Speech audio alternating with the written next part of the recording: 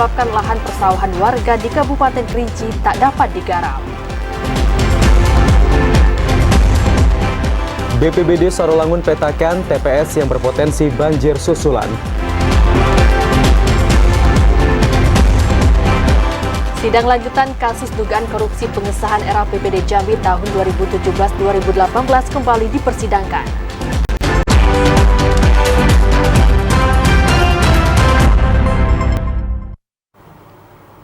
Assalamualaikum warahmatullahi wabarakatuh. Selamat sore saudara, kami kembali menyapa Anda dalam program Jambi hari ini, edisi Senin 5 Februari 2024. Selain 3 topik utama tadi, redaksi kami juga telah menyiapkan sejumlah informasi penting dan menarik lainnya untuk Anda. Bersama saya Karan Utari. Dan saya Ahmad Solihin, inilah Jambi hari ini selengkapnya.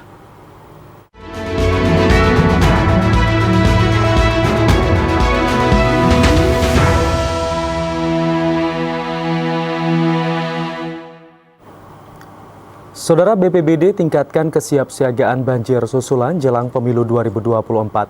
Selain pemetaan desa, BPBD juga telah memetakan TPS yang berpotensi banjir susulan.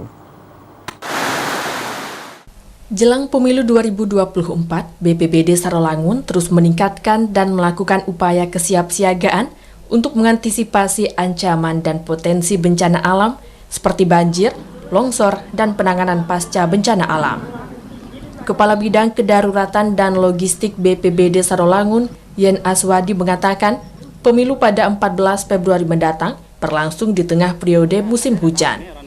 Kondisi itu akan berdampak terhadap pelaksanaan pemilu yang rentan terjadinya bencana alam.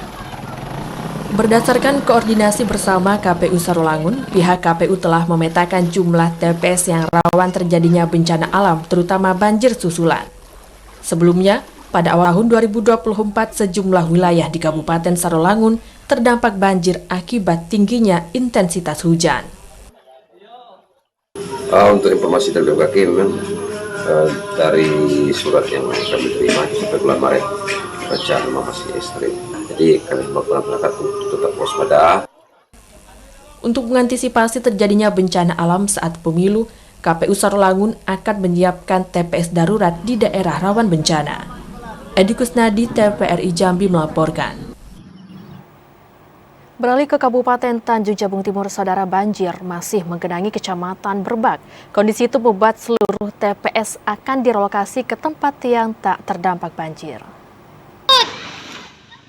32 TPS di Kecamatan Berbak akan direlokasi ke tempat yang lebih aman.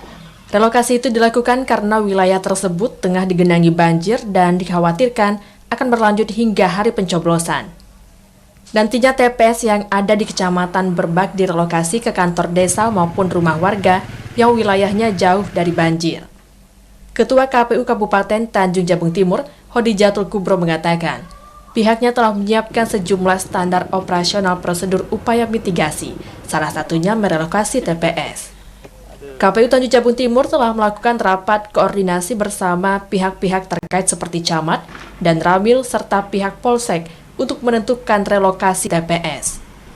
Untuk mengantisipasi terjadinya bencana di TPS, KPU telah berkoordinasi dengan BPBD Kabupaten Tanjung Jabung Timur. Institusi ini diminta untuk ikut andil dalam pencegahan serta penanggulangan bencana di TPS. Relokasi TPS dapat dilakukan di lokasi yang lebih aman, seperti tempat pengungsian yang menampung banyak pengungsi di wilayah terdampak banjir. Di tempat relokasi TPS harus dilengkapi logistik pemilu, petugas kelompok penyelenggara pemungutan suara atau KPPS, hingga pengamanan dari pihak kepolisian. Itu dan sudah mendata per hari kami laporkan ke provinsi dan meminta PPK dan PPS untuk mencari tempat lain selain yang tempat kejadian banjir. Kepada peserta pemilu maupun tim sukses dan saksi dari masing-masing pasangan calon presiden dan calon wakil presiden diimbau dapat mengikuti SOP di TPS relokasi. Cliva Patria, TVRI Jambi melaporkan. Calon Presiden nomor urut 1 Anies Baswedan menyatakan akan selalu berjuang dan membantu kesejahteraan masyarakat dalam meningkatkan taraf kehidupan sosial warga negara. Hal itu dikatakan Anies Baswedan saat debat Capres putaran kelima yang digelar pada Minggu malam tadi. kami berjuang untuk perubahan agar orang tua yang miskin itu bisa melihat anaknya tidur sambil berkata, syukur alhamdulillah, walau saya miskin, walau saya kelas menengah, tapi negara hadir untuk membantu anak saya punya masa depan yang cerah. Perjalanan ini perjalanan spiritual bagi kami. Sementara itu, Saudara, calon Presiden nomor urut 2 Prabowo Subianto menyatakan Prabowo Gibran berkeinginan untuk berbuat yang terbaik kepada masyarakat. Hal itu dikatakan Prabowo Subianto saat debat Capres putaran kelima yang digelar pada Minggu malam tadi. Keinginan kita adalah untuk berbuat yang terbaik dan kami selalu berjuang untuk yang terbaik. Saudara-saudara sekalian, yang penting kita harus membangun dan menegakkan kerukunan, persatuan, kekeluargaan di antara semua unsur dan semua kalangan. Pada debat Capres putaran kelima yang digelar malam tadi, calon presiden nomor urut 3 Ganjar Pranowo menyatakan akan menjadi presiden yang konsisten, visioner, serta tidak memiliki persoalan bagi masyarakat Indonesia. Kita tidak boleh lagi membiarkan kekecewaan itu terulang dan kemarahan rakyat kemudian muncul, lalu mereka menjadi apatis. Dan kali ini beri suara Anda kepada calon yang konsisten, yang visioner, yang mampu mendengarkan rakyat, negarawan.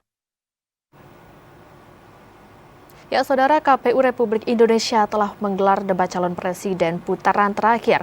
Masyarakat menilai masing-masing capres telah menyampaikan jawaban yang lugas dari seluruh pertanyaan yang disampaikan moderator. Debat calon presiden pada putaran terakhir menuai tanggapan dari masyarakat, termasuk pemilih milenial. Pemilih milenial Saipul Akbar mengatakan, masing-masing calon presiden telah memberikan jawaban yang lugas dari seluruh pertanyaan yang disampaikan moderator. Namun pada debat kelima atau putaran terakhir yang digelar pada Minggu malam tadi, tak ada adu argumen dari masing-masing calon presiden. Selain mengusung tema kesejahteraan sosial, debat putaran terakhir juga mengangkat tema kebudayaan, pendidikan, teknologi informasi, kesehatan, ketenagakerjaan, sumber daya manusia, dan inklusi. Setelah saya menyaksikan debat terakhir, malam ini semua calon memberikan jawaban yang baik, semua pertanyaan yang telah disiapkan. Kami generasi muda berharap siapapun pemenangnya nanti dapat bertanggung jawab atas program atau visi misi yang telah kami jabarkan.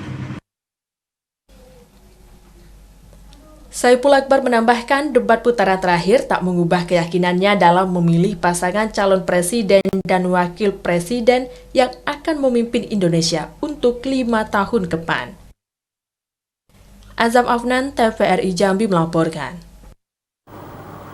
Debat Capres dan Cawapres yang digelar oleh KPU telah berakhir. Usai debat kelima yang digelar pada Minggu malam tadi, masyarakat mulai dapat menentukan pilihan terhadap calon pemimpin Indonesia untuk 5 tahun ke depan.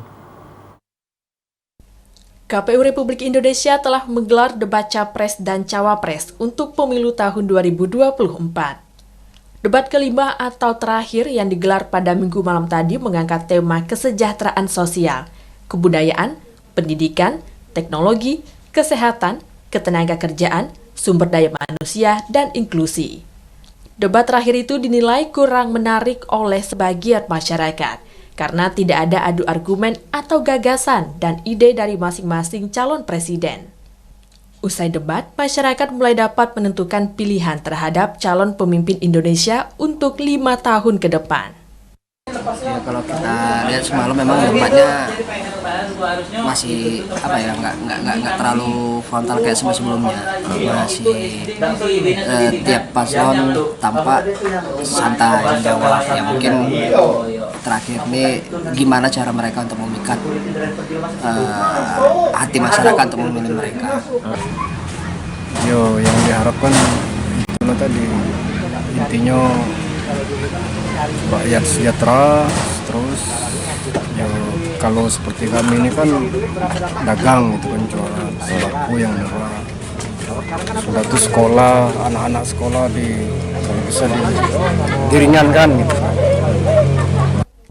Masyarakat berharap presiden yang terpilih dapat memberikan yang terbaik untuk bangsa dan negara, menepati janji dan menjalankan visi misi yang disampaikan selama masa kampanye. Joko TVRI Jambi melaporkan.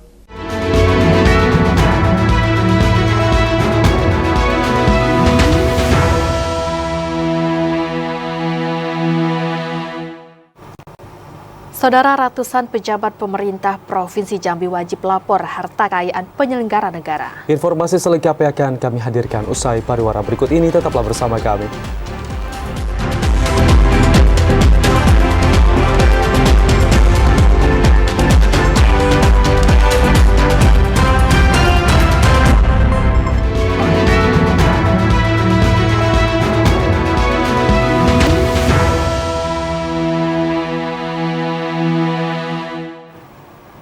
Terima kasih saudara, Anda masih menyaksikan Jambi hari ini dalam segmen menuju pemilu 2024. Saudara, pejabat Wali Kota Jambi Sri Purwaningsih mengingatkan seluruh ASN di lingkup pemerintah Kota Jambi untuk menjaga netralitasnya selama pelaksanaan pemilu 2024. Tak hanya ASN, netralitas juga ditujukan kepada seluruh ketua RT di lingkup pemerintah Kota Jambi. Pemerintah telah mengeluarkan surat keputusan bersama SKB tentang pedoman pembinaan dan pengawasan netralitas ASN dalam penyelenggaraan pemilu. Penerbitan SKB yang ditandatangani oleh Menpan RB, Mendagri, BKN, KASN, dan Bawaslu ini bertujuan untuk menjamin terjaganya netralitas ASN saat pemilu dan pilkada serentak 2024. Pejabat Wali Kota Jambi Sri Purwaningsih meminta kepada para ASN di lingkup pemerintah Kota Jambi untuk bersikap netral pada pemilu 2024. ASN harus fokus pada kinerja dan menjaga kondusivitas serta tidak terpengaruh oleh dinamika politik saat ini. Tak hanya ASN, netralitas juga ditujukan kepada seluruh ketua RT di lingkup pemerintah Kota Jambi. Pada saat apel besar bersama, pertama saya datang itu sudah saya sampaikan, saya tegaskan bahwa netralitas ASN harus terus kita jaga, ada larangan, ada sanksi, bagaimana kita bersikap, bertindak, semuanya sudah ada ketentuannya, harus diikuti itu. Dan kemudian dalam forum-forum khusus dengan lurah, dengan camat, saya ingatkan kembali, dengan kepala OPD pada saat penyerahan DPA juga saya ingatkan kembali. Sri Purwaningsih juga menyampaikan kepada partai politik dan anggota DPRD Kota Jambi untuk tidak mengundang dirinya dalam agenda politik, agar dapat menjadi contoh bagi seluruh ASN di lingkup Pemkot Jambi. Andri Wijaya, TVRI Jambi melaporkan.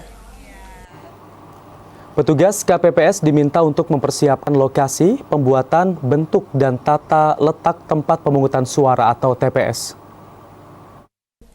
Pesta Demokrasi 5 tahunan tinggal 1 pekan lagi.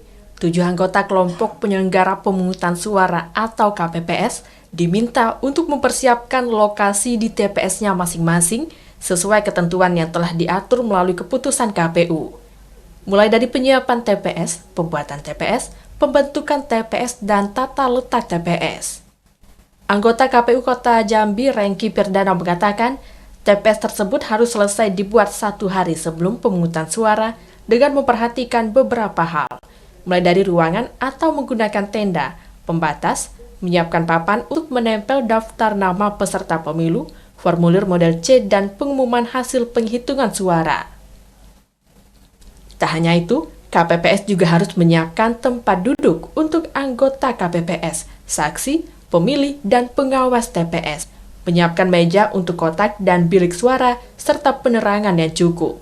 Nah, kawan-kawan di tingkat KPPS ini ya kan diberikan pengetahuan dan persiapan untuk ketika proses logistik itu bergeser dari gudang menuju kecamatan. Nah, mereka akan bersiap memilih kelurahan untuk disampaikan di masing-masing TPS. Nah, persiapan TPS itu H-1, cuman dengan kondisi hari ini, rekan-rekan KPPS sudah mulai bisa memetakan lokasi TPS-nya sesuai dengan jenis yang telah dikeluarkan oleh KPU. Bentuk TPS yang menggunakan tenda harus dibuat dalam bentuk persegi panjang dengan ukuran 10 meter dan lebar 8 meter. Pintu masuk dan keluar TPS harus dapat menjamin akses gerak bagi pemilih penyandang disabilitas yang menggunakan kursi roda. Yogi Ramadhani, TVRI Jambi melaporkan.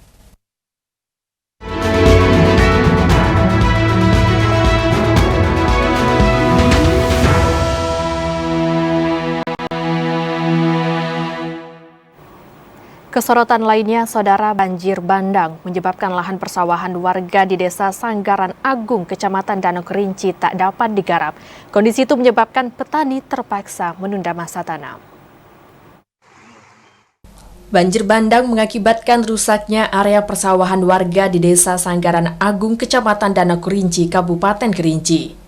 Lahan yang semula telah ditanam kini hanyut terbawa arus sungai. Tak hanya menghanyutkan tanaman padi, banjir bandang juga membawa material bebatuan dan pasir masuk ke area persawahan. Salah seorang petani, Syahrial, mengatakan banjir bandang ini menyebabkan sekitar 3 hektar lahan persawahan warga ditutupi material pasir dan bebatuan. Kondisi itu menyebabkan petani terpaksa menunda masa tanam karena area persawahan tak dapat digarap. Adanya banjir bandang tersebut, kendala kerusakan kepada masyarakat Sanggaran Agung, pertama lahan persawahan. Lahan persawahan pada saat banjir bandang itu lebih kurang dari 3 hektar tidak bisa dilaksanakan untuk persawahan. Syahrial menambahkan, tak hanya menerjang area persawahan, banjir bandang juga menerjang lahan perkebunan warga yang berada di bibir sungai. Ilwan, TVRI Jambi melaporkan. Saudara, Jaksa KPK memberikan jawaban atas pengajuan eksepsi terdakwa Edmond. Menurut KPK, dakwaan terdakwa telah berdasarkan KUHP sehingga telah memenuhi unsur pidana. Sidang lanjutan kasus dugaan korupsi pengesahan RAPBD Jambi tahun 2017-2018 kembali dipersidangkan di Pengadilan Negeri Jambi. Sidang lanjutan ini beragendakan mendengarkan jawaban Jaksa KPK terhadap pengajuan eksepsi atau pembelaan terdakwa Edmond. Dalam pembacaan eksepsi itu, Jaksa KPK menilai materi eksepsi Edmond tidak pada waktunya, karena materi eksepsi telah membahas mengenai pokok perkara, padahal persidangan baru sebatas penyampaian dakwaan. Jaksa telah menyusun dakwaan berdasarkan KUHP, sehingga dakwaan yang diberikan telah memenuhi syarat. Materi eksepsi atau materi nota keberatan dari terdakwa Edmond dari tim penasihat hukumnya itu sudah memasuki pokok perkara. Jadi di dalamnya itu sudah memuat mengenai keterangan saksi-saksi. Padahal kita ini kan masih permulaan, belum masuk ke sehingga dari baca itu sudah memasuki pokok perkara. Terdakwa Edmond didakwa dengan pasal tindak pidana korupsi dan gratifikasi. Terdakwa didakwa Jaksa KPK setelah diduga terlibat dalam kasus korupsi pengesahan RAPBD Provinsi Jambi tahun 2017-2018. Aisyar, TVRI Jambi melaporkan. Sementara itu, saudara, 478 pejabat di lingkup pemerintah Provinsi Jambi wajib melaporkan harta kekayaan penyelenggara negara pada tahun 2024. Batas waktu terakhir melaporan LHKPN pada bulan Maret 2024. 478 pejabat di lingkup pemerintah Provinsi Jambi menjadi wajib lapor harta kekayaan penyelenggara negara atau LHKPN pada tahun 2024. Selain gubernur dan wakil gubernur, pejabat yang wajib melaporkan LHKPN yakni sekretaris daerah, seluruh pejabat eselon 2 maupun eselon 3, dan seluruh PNS yang berdinas di BPKPD. Kepala Inspektorat Provinsi Jambi, Agus Herianto, mengatakan, seluruh pejabat diminta patuh dan taat dalam mengisi LHKPN untuk menghindari surat lanjutan dari KPK RI. Berdasarkan informasi yang disampaikan KPK, batas waktu terakhir pelaporan LHKPN pada bulan Maret 2024. Hingga awal Februari 2024, sebagian pejabat pemerintah Provinsi Jambi yang wajib mengisi LHKPN telah selesai menyampaikan, namun masih menunggu verifikasi dari KPK RI. Pelaporan LHKPN harus dilakukan langsung oleh setiap wajib lapor pada laman website yang disediakan KPK RI. Inspektorat hanya bertugas untuk melakukan inventarisasi. Terakhir kan masih Maret ya, LHKPN juga masih Maret, tapi sampai hari ini seluruh pejabat yang wajib mengisi LHKPN sudah dalam proses. Ada bahkan yang sudah menyampaikan namun masih menunggu verifikasi dari KPK. Pada tahun 2023, pemerintah Provinsi Jambi berhasil mencatatkan 100% wajib lapor melakukan pelaporan LHKPN. Randy Arta, TVRI Jambi melaporkan. Pemerintah Provinsi Jambi menggelar forum konsultasi publik rancangan kerja pemerintah daerah. Informasi selengkapnya akan kami hadirkan dalam segmen advertorial. Tetaplah bersama Jambi hari ini.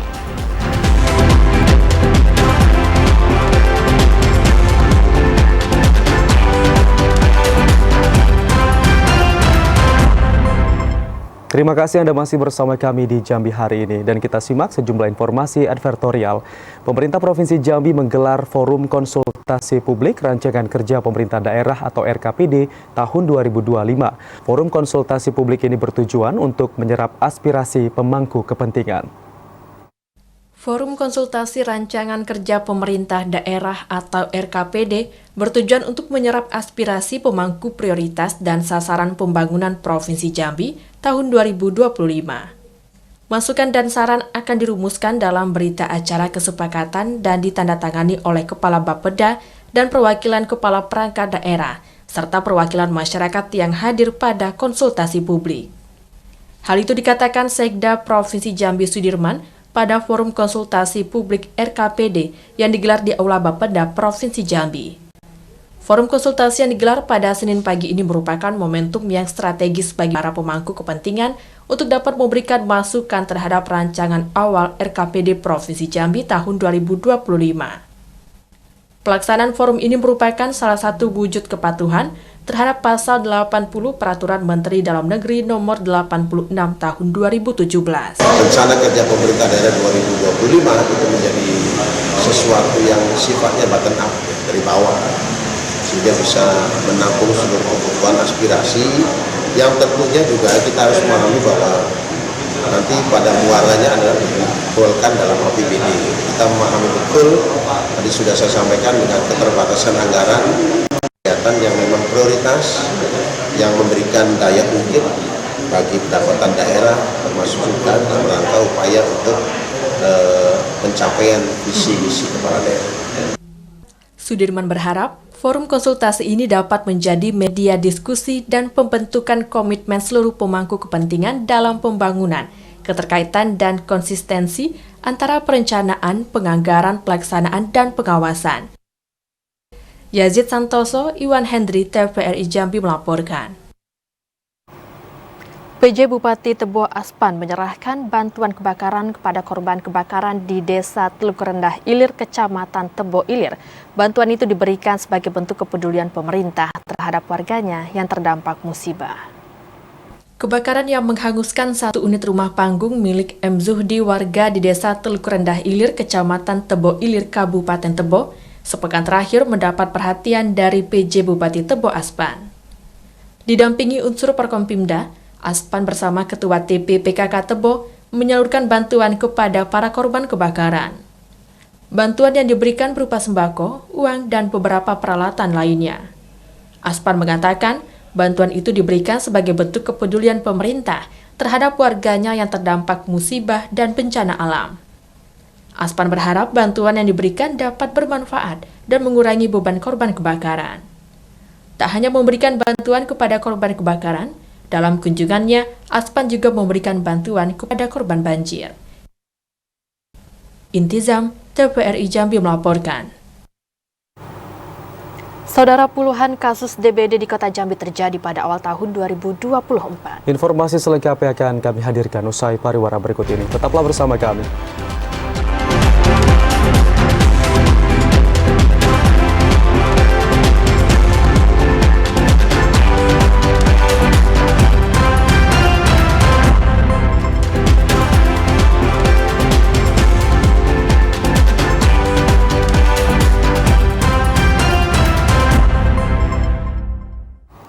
Anda kembali bergabung bersama kami di Jambi hari ini. Saudara, jumlah kasus demam berdarah denggi atau DBD di Kota Jambi pada awal tahun 2024 cukup tinggi. Berdasarkan data dari Dinas Kesehatan Kota Jambi, kasus DBD pada awal tahun ini mencapai 56 kasus. Musim penghujan yang terjadi pada awal tahun 2024 berdampak terhadap tingginya kasus demam berdarah denggi di Kota Jambi. Berdasarkan data Dinas Kesehatan Kota Jambi, kasus demam berdarah denggi pada awal tahun 2024 mencapai 56. Kepala Bidang Pengendalian dan Pencegahan Penyakit Dinas Kesehatan Kota Jambi, Rini Kartika mengatakan, kasus DBD itu terjadi di sejumlah kecamatan dengan jumlah yang bervariasi. Selama tahun 2023, jumlah penyakit DBD mencapai 312 kasus. Dari jumlah itu, 7 orang diantaranya meninggal dunia. Karena musim hujan, kemudian kebersihan di lingkungan kita juga kurang, banyaknya wadah-wadah, tempat-tempat untuk menampung air itu yang saya sarankan. Selain menerapkan pola hidup bersih dan sehat, Rini Kartika juga mengajak masyarakat untuk membersihkan tumpukan sampah dan menutup genangan-genangan air di sekitar lingkungan rumah. Joko TVRI Jambi melaporkan. Angka stunting masih menjadi perhatian khusus pemerintah Kota Jambi. Pada tahun 2024, pemerintah Kota Jambi menargetkan angka stunting turun 10% dari tahun sebelumnya yang mencapai 12%. Kasus stunting atau gagal tumbuh masih menjadi perhatian khusus pemerintah Kota Jambi. Hingga saat ini, angka prevalensi stunting di Kota Jambi mencapai 265 kasus.